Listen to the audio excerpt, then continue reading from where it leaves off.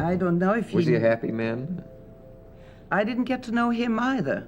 Yeah. There are some people that you always stay. Ingrid Bergman, that name, was once a prayer on the lips of devotees, the Exquisite Rose, blooming amidst the Swedish snows, only to shine more brilliantly than any other star in the cinematic sky.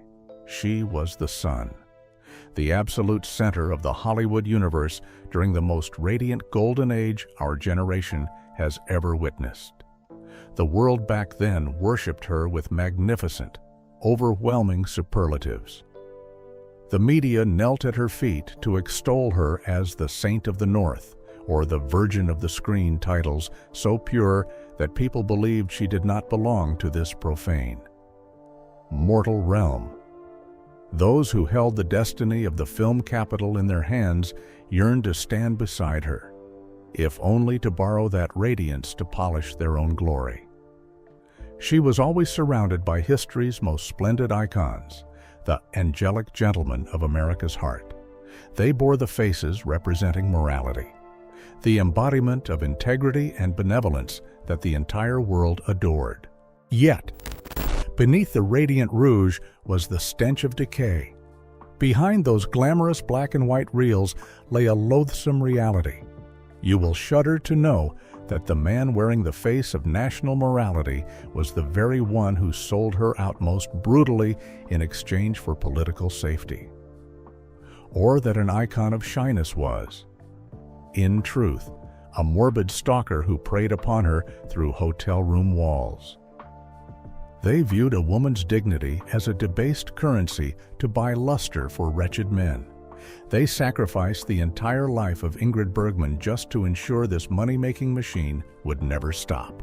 On the night of August 29, 1982, in an isolated hospital room in Chelsea, the most sought-after beauty of the century lay waiting for death in absolute solitude amidst the biting chill of magnificent London.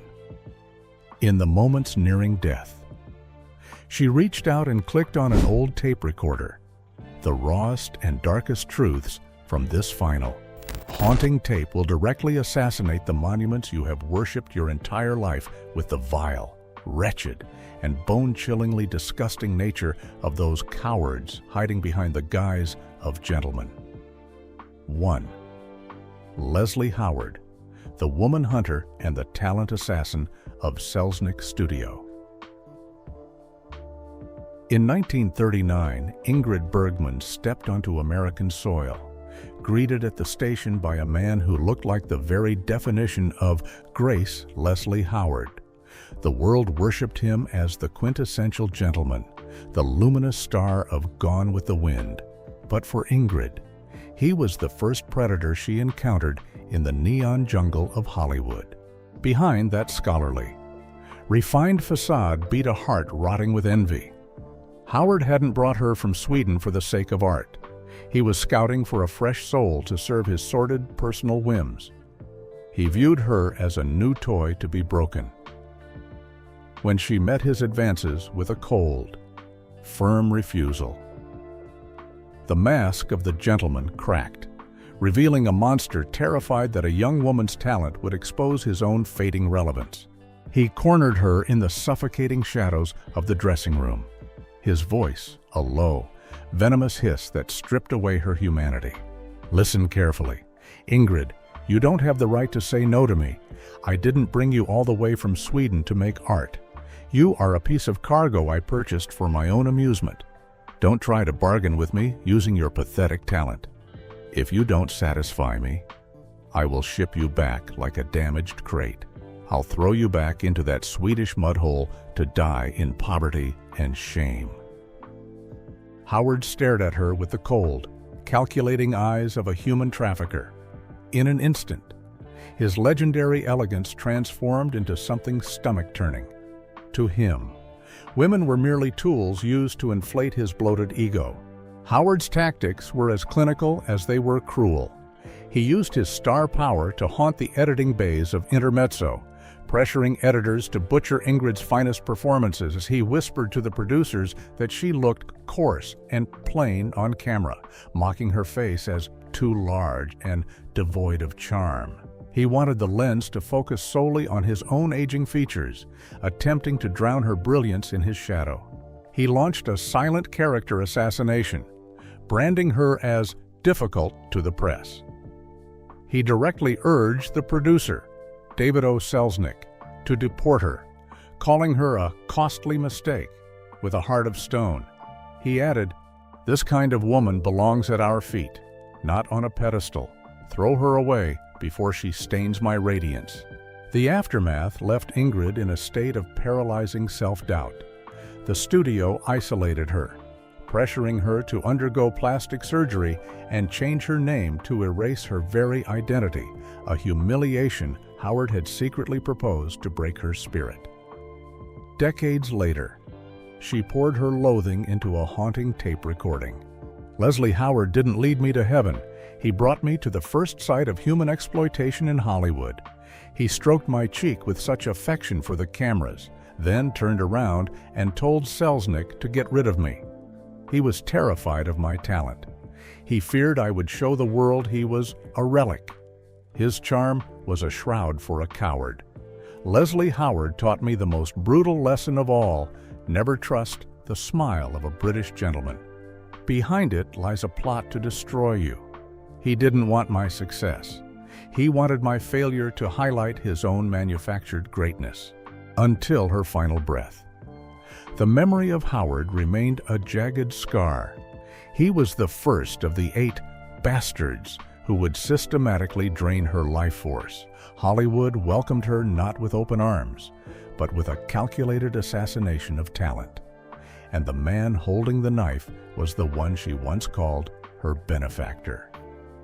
The truth of Leslie Howard is a grim indictment of a cinematic era that worshipped polished icons while they fed on the souls of their colleagues. The file on Leslie Howard closes the first chapter of Ingrid Bergman's tragedy. This is more than a story of 2 actors. It is a forensic report on a high society built on a foundation of human wreckage. Hollywood was never a paradise. It was a processing plant for human lives, operating under the guise of art. The spotlights were bright, but they only served to cast longer, darker shadows. 2. Kirk Douglas, the tyrant of extreme possession. In the eyes of the American public in the 1950s, Kirk Douglas was the radiant incarnation of masculine strength and stainless courage. Those fiery, righteous blue eyes and that famous cleft chin were hailed by the press across the states as the dimple of an angel. But look closely at that indentation for Ingrid Bergman.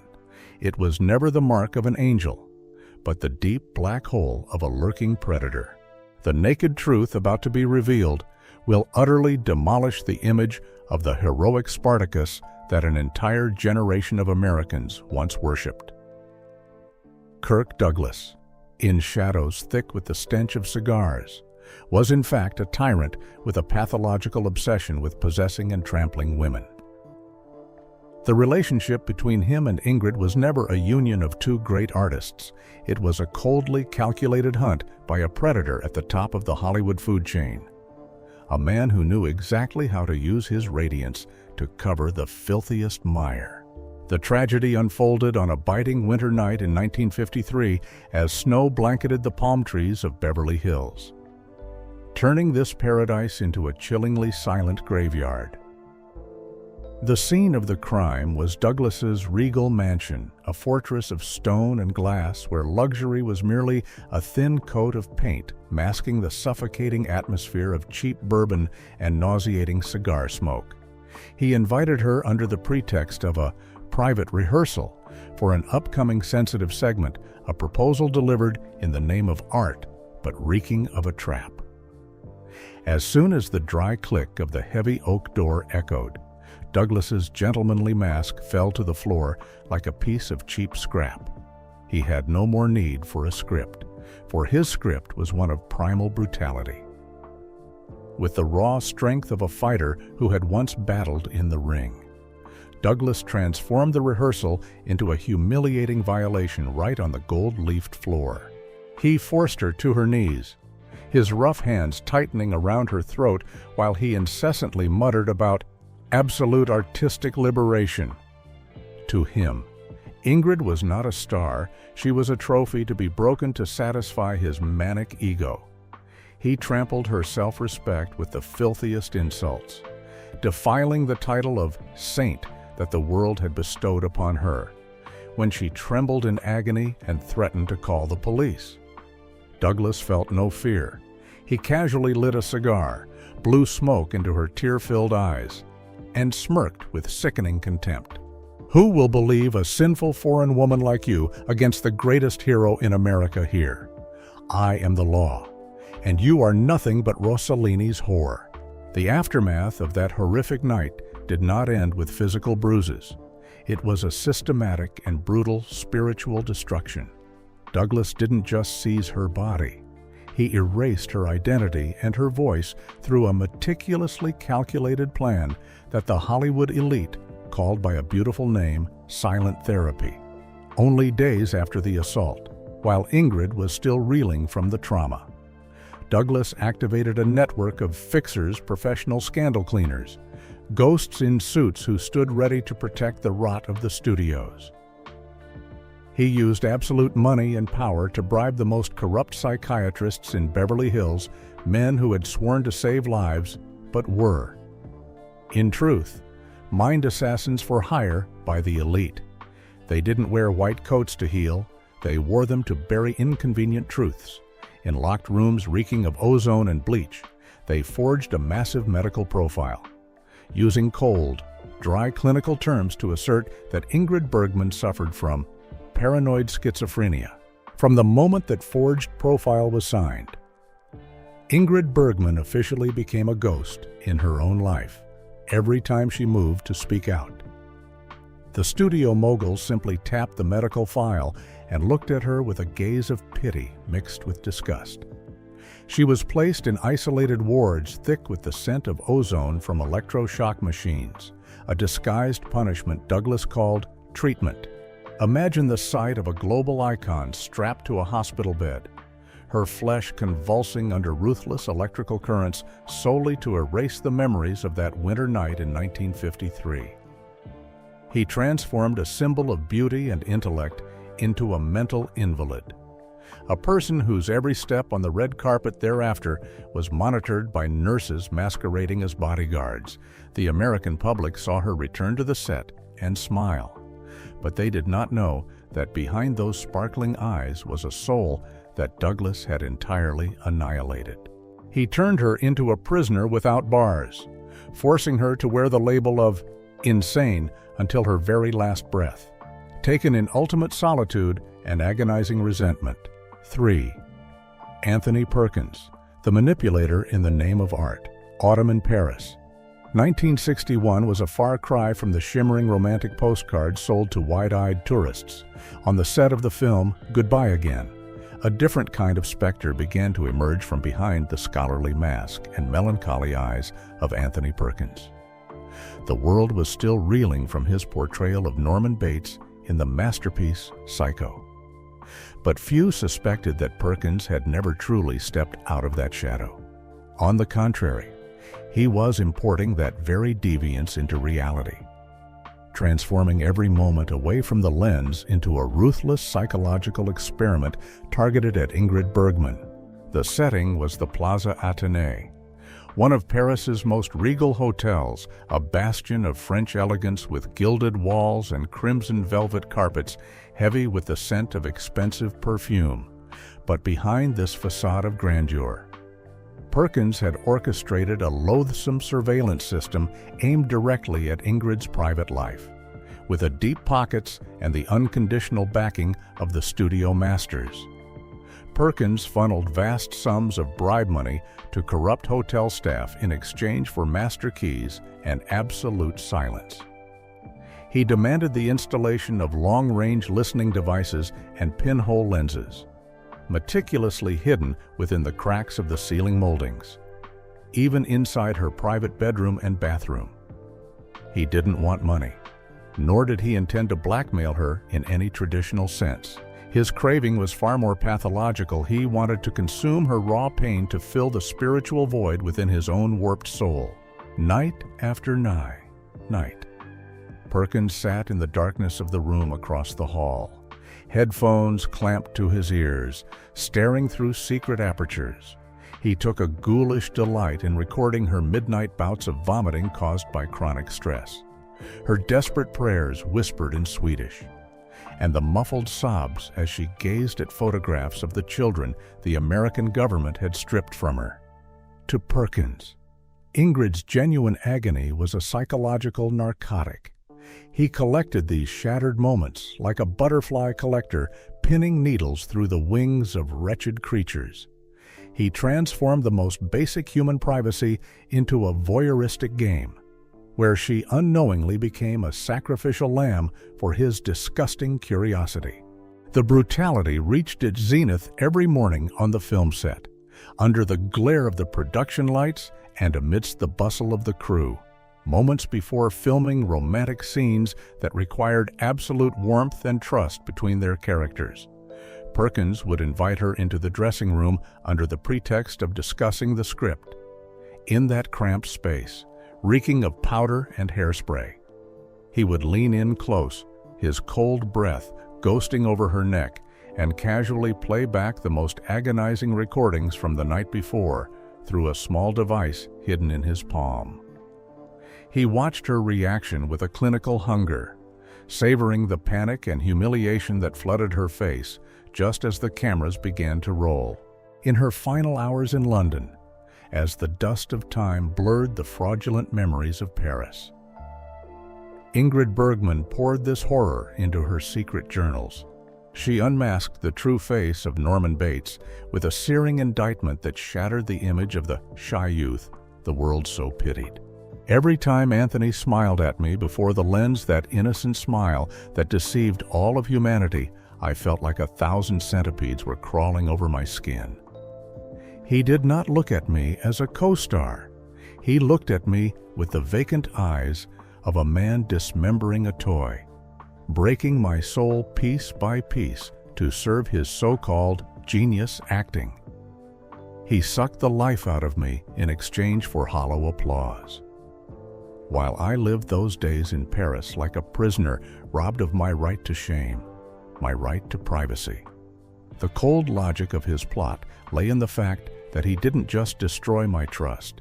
He used my very collapse to build his own glory. That was not art.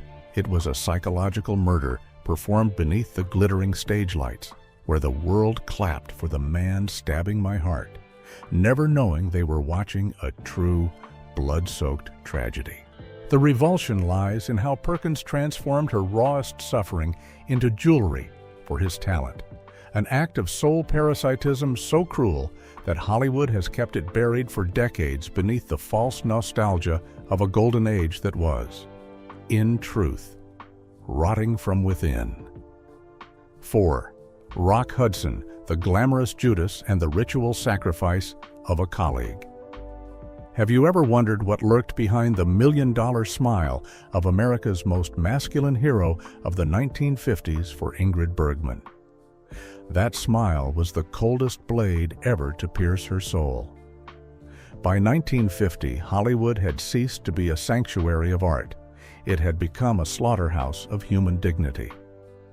Ingrid stood at the center of a social hurricane, reviled by American society following her affair with Rossellini, stripped of her parental rights and condemned by Washington politicians as a polluting influence. She was drowning. Into this void stepped Rock Hudson, appearing like a redeeming angel. He didn't use brutality. He used a weapon far more grotesque: counterfeit empathy. Hudson played the part of the devoted younger brother, the only one brave enough to hold her trembling hand amidst a jeering mob. But behind those promises of eternal protection lay a ruthless blood trade orchestrated by the masters of Universal Studios. At that moment, Rock Hudson stood on the precipice of his own professional grave. Confidential magazine, the most bloodthirsty vulture in the media, held irrefutable evidence of his secret life as a gay man. in the stifling atmosphere of 1950s America. This secret was a death sentence for the masculine hero image the studio had spent millions to construct. To save their investment, the studio heads needed a louder, filthier explosion to distract the pack of media wolves.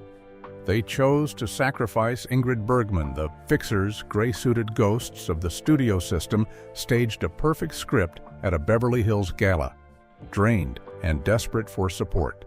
Ingrid surrendered to the warmth in Hudson's eyes as he led her toward a private corner of the ballroom.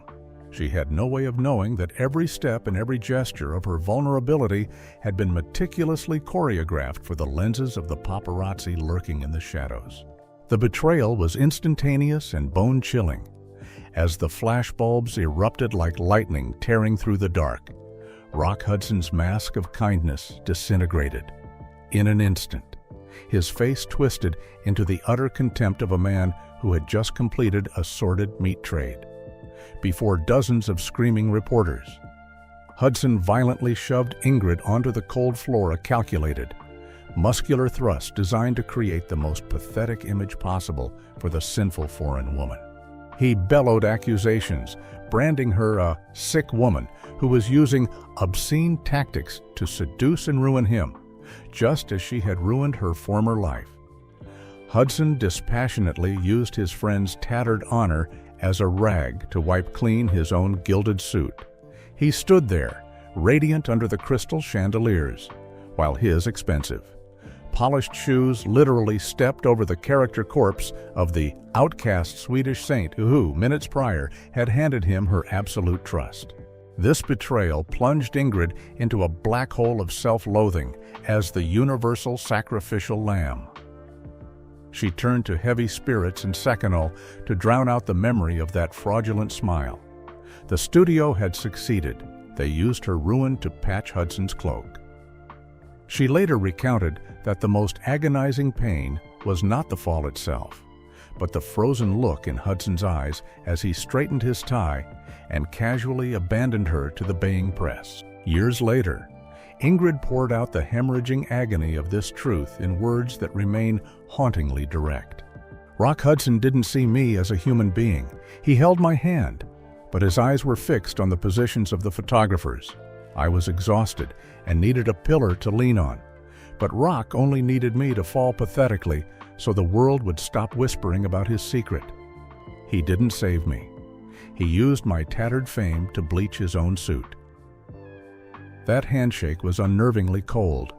Thinking back, I still feel nauseated by that naked hypocrisy.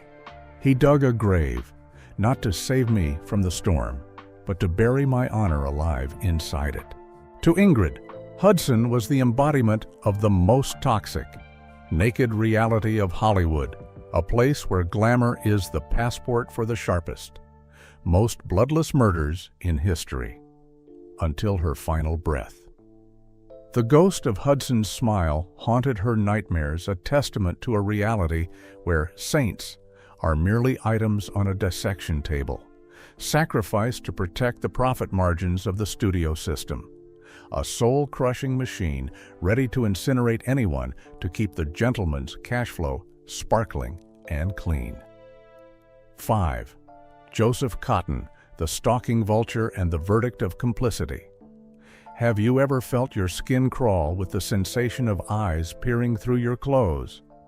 Even in a locked bathroom, Joseph Cotton was Ingrid Bergman's most extreme stalking nightmare following the production of Under Capricorn 1949.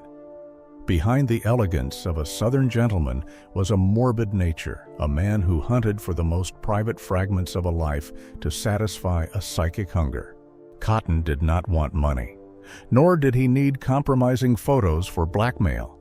What he craved was the power to possess the victim's shame.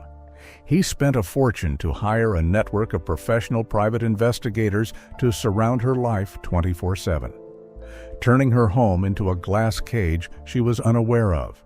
Every step she took, every person she met, even the number of times she sighed in the darkness was meticulously recorded in thick dossiers. transforming the existence of a star into a dark reality play screened exclusively for a predator. He watched her being torn apart by public opinion and felt a morbid pleasure knowing that while the entire world was spitting on her, he was the only one touching the most hidden corners of her life. The revulsion reached its zenith when Cotton began breaking into her home whenever she was away for filming. He was not a thief of property, he was a thief of dignity. Cotton collected used lingerie, strands of hair caught in her brush, even discarded sedative vials, items soaked in her body scent, and her greatest vulnerabilities, even more sickeningly.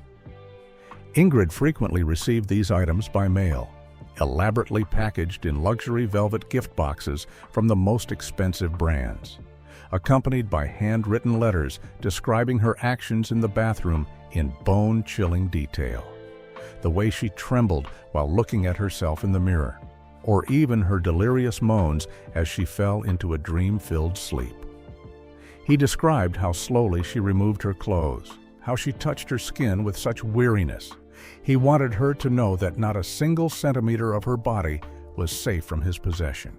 Each letter was a spiritual violation, making her feel as though she were being stripped naked before a demon with a saintly face. She began to fear even the sunlight, knowing that somewhere out there, Cotton's long-range lenses were boring into her flesh like heated drills.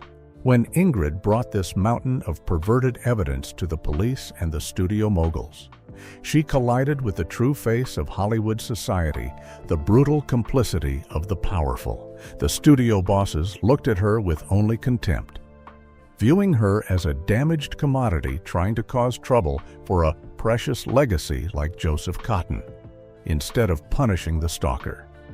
They activated a systematic gaslight campaign to destroy what remained of her sanity. They leaked information to the press that Bergman was going mad with guilt over her affair, that she suffered from erotomania and paranoia and had forged the evidence to attract attention. They mocked the letters, claiming they were the product of a morbid imagination from a promiscuous woman trying to frame a righteous Southern gentleman. They turned the victim into the culprit and the predator into a slandered gentleman, forcing her into silence if she did not wish to be committed to an asylum permanently. This cover-up allowed Cotton to continue his behavior more openly and arrogantly than ever. He heartlessly told her backstage, "You will never escape me, Ingrid. I know even the smell of the sweat on your pillow. The entire world may abandon you, but I will always be right behind you." Ingrid brought the evidence to the police and the studio, but she collided with the true face of Hollywood. They protected the precious legacy named Joseph Cotton. They leaked news to the press that Bergman was going mad and fabricating evidence. She recounted the despair. "I installed up to 5 locks on every door, but still felt Cotton's breath behind my neck. The Hollywood system sacrificed my life to protect a glamorous bastard. They turned me into a broken commodity so Joseph could keep playing the righteous gentleman. My life became a prison sentence without bars. The jailer was the very person who smiled and greeted me every morning on set. Not a single centimeter of my body was safe from his pathological possession." She recounted the absolute despair of having to install up to 5 locks on every door, sealing every gap, but always feeling the hot, perverted breath of Cotton exhaling right behind her neck in the darkness. The Hollywood system chose to sacrifice her life and honor to protect the fake glamorous image of a bastard, because a money-making Southern gentleman always had more value than a woman with a bad reputation. For Ingrid, Joseph Cotton was more than just a stalker. He was the embodiment of a cruel reality glamour used as a passport for the most morbid crimes against women. 6. Spencer Tracy, the real-life Mr. Hyde and the Onset Assassination of Dignity. Have you ever wondered what would happen when a major Hollywood star, one revered by the industry for decades, turns a $1 million film set into a place where the vile machinations of power and depravity are cleverly hidden behind a glamorous velvet curtain. In 1941 at MGM, while Hollywood was at the peak of its fame, Spencer Tracy demonstrated just how terrifying the boundary between the character Mr. Hyde on screen and the man behind the camera can become, sometimes. All it takes is power, wounded vanity, and a single refusal to change everything on a film set. Many years later, as Ingrid Bergman approached the end of her illustrious life and career, memories of her early days in Hollywood still occasionally returned in recorded conversations. In a tape recording her confidences near the end of her life, she once said there were experiences on set that made her never forget the feeling of how lonely I was among so many people. It was a short sentence, almost calm, but for those who understand the story behind Dr. Jekyll and Mr. Hyde, it reveals a very dark part of Hollywood that audiences at the time never saw. From the very first days of production on Dr. Jekyll and Mr. Hyde, Tracy behaved like a tyrant of the spotlights. He was then an almost invulnerable star at MGM, having just won 2 consecutive Oscars and viewed by studio moguls as a living symbol of the art of acting. In that atmosphere of power, Tracy was said to have openly propositioned Ingrid Bergman, the young Swedish actress who had just arrived in Hollywood, right in her private dressing room. But Bergman refused, not with shyness, but with the frankness of a woman who placed family and professional self-respect above all else. That very moment was recalled by many later as the turning point that caused the atmosphere between the two actors to become tense. To Tracy, that rejection was like a scratch on the ego of a star accustomed to being pampered. And from there, according to the accounts of those who worked in the crew, his attitude began to change markedly. Not long after, the film's script provided him with a perfect tool to vent his fury, the scenes where Hyde tortures the tavern girl. Ivy. The script pages describing the violence of the character Hyde were already intense, but on set, the boundary between acting and reality seemed to begin to blur. The tension on set reached a climax during the days of filming the abuse scenes of the character Ivy in the spring of 1941 at the MGM studios in Culver City, California. At that time, Ingrid Bergman was only 25 years old, having arrived in Hollywood less than 2 years after the success of Intermezzo, 1939. She was still a relatively new face in the harsh studio system of the Golden Age, where major stars held almost absolute power. Many years later, looking back on those early times, Bergman admitted in a recorded conversation in Hollywood then, "If a big star didn't like you, the whole set knew, and no one wanted to stand by your side." The scenes between Spencer Tracy and Bergman were performed on a closed set, recreating the context of Victorian London. According to the script, the character Mr. Hyde had to torture Ivy in the most ruthlessly violent moments of the film. But according to many behind-the-scenes accounts passed down in later Hollywood memoirs, the atmosphere when the cameras rolled became more terrifying than even what the script required. Bergman later recalled that she quickly realized the difference between acting and the genuine anger of her co-star. "There were times I was no longer sure I was acting in a movie. I just knew that he was truly angry." Tracy, then already a major star at MGM and having won 2 consecutive Oscars in the late 1930s, brought a level of intensity to the scene that stunned the entire crew. The slaps intended for Bergman were no longer the familiar staged hits of cinema at the time. They were delivered so hard that they made her face flush and her ears ring for a moment. The crew, already used to Tracy's volatile temperament, stood almost silent under the scorching studio lights. Bergman later spoke of those moments. "Frankly, I learned very quickly that there are men who believe they can do anything they want on the set, just because they are stars." During a few takes, Bergman was said to have tried to stay calm when Tracy went too far beyond what the script described. He shouted right in her face, spitting out insults aimed at the actress's Swedish origins, a particularly sensitive matter at a time when Bergman was still considered the European girl newly arrived in Hollywood. Her tears and the look of panic in the scenes, according to many witnesses, were not entirely acting, in a rare recording made many years later. Bergman spoke in a calm but bitter voice. "People thought I was playing a girl terrified by Hyde. But the truth is, there were days I walked onto the set and wondered today, what else will he do?" Then she paused for a moment before adding, "As a final word on that memory, what scared me the most was not him. What scared me was a whole room full of adults, men and women, all standing there, and not a single person said a word." 7. William Holden, the glamorous betrayer and the dirty money machine of 20th Century Fox. In 1958, on the sweltering set of the Inn of the Sixth Happiness in Taiwan and London, William Holden appeared with all the radiance of a golden boy. His warm smile served as the perfect sedative for Ingrid Bergman, who was then utterly exhausted, worn down by years of exile and a harrowing divorce from Rossellini.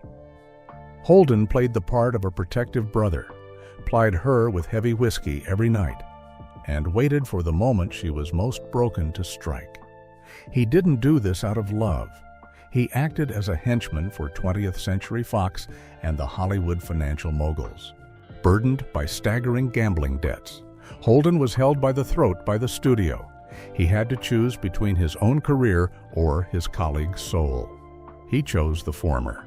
The deceptive script was ruthless and direct. In an evening thick with alcohol and smoke, Holden presented blank papers, swearing they were co-star confidentiality agreements to prevent Rossellini from interfering in her Hollywood life. Ingrid signed, trusting the bright eyes of the man then considered the most glamorous in the world. The sickening reality was that Holden used that signature to forge a series of tax records, turning her into the owner of shell companies serving a massive money laundering ring for the Fox studio bosses. He pushed her into the line of fire as a human shield when the IRS began investigating the diverted millions.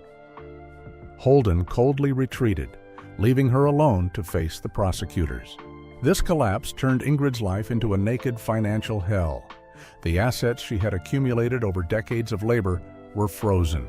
He held forged evidence to blackmail her, forcing her into cheap film contracts with Fox for years on end. She was compelled to labor like a slave on set to pay tax penalties that were actually kickbacks flowing into the pockets of the moguls. She recounted the revulsion she felt every time she saw Holden smile for the camera. He remained the golden boy to the public while she starved and sacrificed everything to pay for the crime he had staged. Holden didn't just steal her money. He destroyed her right to freedom until her very last days. Ingrid Bergman's greatest pain was not just her terminal cancer, it was the resentment of knowing she had been sold out to a dictatorial system. She poured her heart out in a secret recording. "William Holden viewed me as a winning poker hand. He offered a glass of wine with one hand and a financial death warrant with the other. I was merely a cheap prop in the horrific play he wrote and directed to pay off his own mistakes. Every time I remember the smell of whiskey on his breath that night, I feel nauseous. He was a butcher wearing an angel's mask, burying me alive in a mountain of debt to keep his own glamorous cloak clean, until her last breath." The ghost of this fraud haunted her. It exposed the rot of the 1950s studio system, where humans were merely money-printing tools and glamorous gentlemen were actually flesh brokers. William Holden is the clearest testament to a naked and brutal Hollywood, a place where kindness is valued by soulless numbers and gods are ready to trample their colleagues' corpses to maintain their false radiance. Holden's betrayal was the most painful blade of all, for it struck her last hope for sincerity between artists. 8. Gregory Peck, the angel-faced betrayer. In 1950, Hollywood was no longer a dream paradise. The cinema capital appeared naked, a slaughterhouse of human dignity beneath the gloomy specter of McCarthyism. Ingrid Bergman spiraled into a state of extreme panic as she was boycotted by the entire United States for her sinful love affair with Italian director Roberto Rossellini. Rossellini was not just a lover. In the eyes of the bloodthirsty politicians of that time, he was an alien seed bearing liberal ideologies that threatened the very foundation of the American family. The masters at MGM and RKO Radio Pictures viewed Ingrid as an obsolete giant needing to be purged to avoid revenue loss. They required physical evidence, a legal knife thrust to erase her multi-million-dollar contract without paying a single cent in compensation. Ingrid made the most disastrous mistake of her life when she sought out Gregory Peck. She believed in the most righteous face in America at that time, trusted in the benevolent eyes of her closest friend. Amidst the storm, she handed Peck a gray iron box filled with her most private handwritten letters. These were raw confessions of her contempt for the hypocrisy of the Hollywood elite, and even a secret plan to siphon her assets out of America to escape the clutches of the moguls. She believed Peck would be the final fortress protecting her honor, but the sickening truth was that Gregory Peck cared more about his own eternal radiance than the life of his best friend. The House Un-American Activities Committee, HUAC, began to extend its octopus-like tentacles to scrutinize the relationships surrounding Peck. He realized Bergman's secret was a ticking time bomb that could blow apart the clean career he was painstakingly building. He executed the coldest transaction of human dignity in cinematic history. On a torrential rainy night in 1950, Peck personally brought that box of correspondence to hand it over. He did not send it by mail. Sitting in a glossy black car, he handed them directly to the bloodthirsty inspectors of the HUAC. He heartlessly hissed through his teeth to the authorities, "The public needs a scapegoat as a deterrent." A type of woman who betrays national morality like Bergman does not deserve protection. She is political trash that needs to be cleared from this cinema capital immediately to keep our image clean. Peck traded the most vulnerable confessions of a friend for a moral passport for himself, ensuring his status as the national darling remained unshakable amidst the turbulent times. The consequences of this sellout were extremely devastating. The entire contents of the private letters were torn apart and exposed in the pages of the Los Angeles Times and Confidential magazine. The media ran horrific headlines, transforming the saint into a traitor and an unfit mother. The involvement of the studios in this case was extremely brutal. MGM used these very letters to trigger the morality clause, freezing all of her bank accounts in New York and confiscating her Beverly Hills mansion within a mere 24 hours. RKO placed her name on a global blacklist, making it impossible for her to secure any roles in America and allied nations. More horrific than anything, she was swiftly stripped of her parental rights because the court deemed her a moral hazard based on the leaks by Peck. She was exiled penniless, forced to live in poverty and solitude in a damp apartment in Europe for nearly a decade. She recounted in extreme revulsion, "Gregory Peck threw me to the wolves in exchange for a handshake from the powerful. He used my secrets as a ladder to climb to the throne of a moral icon. Every word he speaks on TV about justice makes me feel physically nauseated. He is a murderer in white gloves. He dug a deep grave to bury my future alive just to keep his own glamorous cloak clean.